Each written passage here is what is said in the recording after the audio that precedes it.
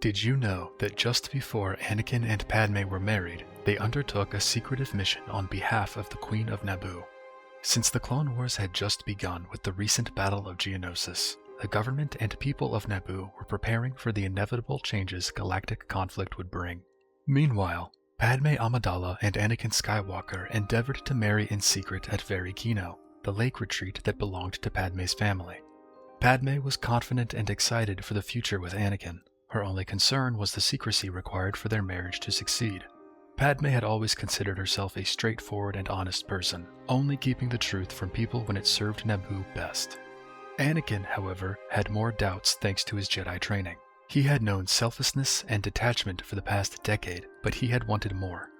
During Anakin's time with Padme's family, while serving as her bodyguard in hiding, he watched the familial relationships between them and wished for the same. He felt a kinship with Padme's family that he didn't feel with the Jedi. On Naboo, there was a shrine built to Qui-Gon Jinn's memory for his sacrifice during the invasion of the planet. Anakin had ventured there and meditated before the shrine, reaching out to the deceased Jedi Master through the Force. Once he felt centered and at peace, he journeyed back to Very Kino. But back at Very Kino, Padme heard something approaching. The low hum of a royal Naboo vessel was making its way for the lake retreat.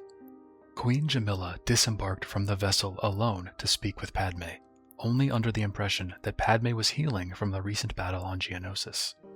The reason that Jamillia had arrived was to request Padme's help in discreetly retrieving members of a group called the Torada Collective, an assortment of Naboo artists that had been behind separatist lines when the war officially broke out. Padme could tell that there was something else behind this issue that Queen Jamillia wasn't sharing with her. The Queen could have used someone else, but chose Padme for this mission instead, and the Queen had also said that this was a sensitive matter. As the Queen left back for presumably Theed, Anakin returned, having sensed something was amiss upon his approach. Together, after Padme informed Anakin of their secret mission, they traveled to the planet Nuroyo, where the members of the Torada Collective had last been seen. The planet Nuroyo had aligned itself with the Separatists due to its location within the faction's territory. When Padme and Anakin landed and approached the artist commune where the collective was based, they spoke with the artists there about the situation. The Separatists had wanted the planet for its abundance of spice, and Newt Gunray himself had been there for negotiations. Alarmed, Padme and Anakin realized that their ship must have been flagged and that the Separatists knew they were there.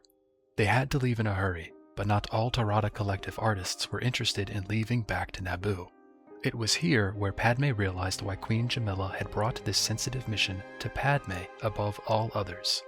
One of the artists had been Jamillia's sister, and with the Naboo election on the horizon, Jamillia did not want to be seen making any risky political moves just to save one person, even if that person was her sister, hence the discretion. Padme and Anakin were successful in bringing the Queen's sister back to Naboo, and then turned their attention back to the wedding.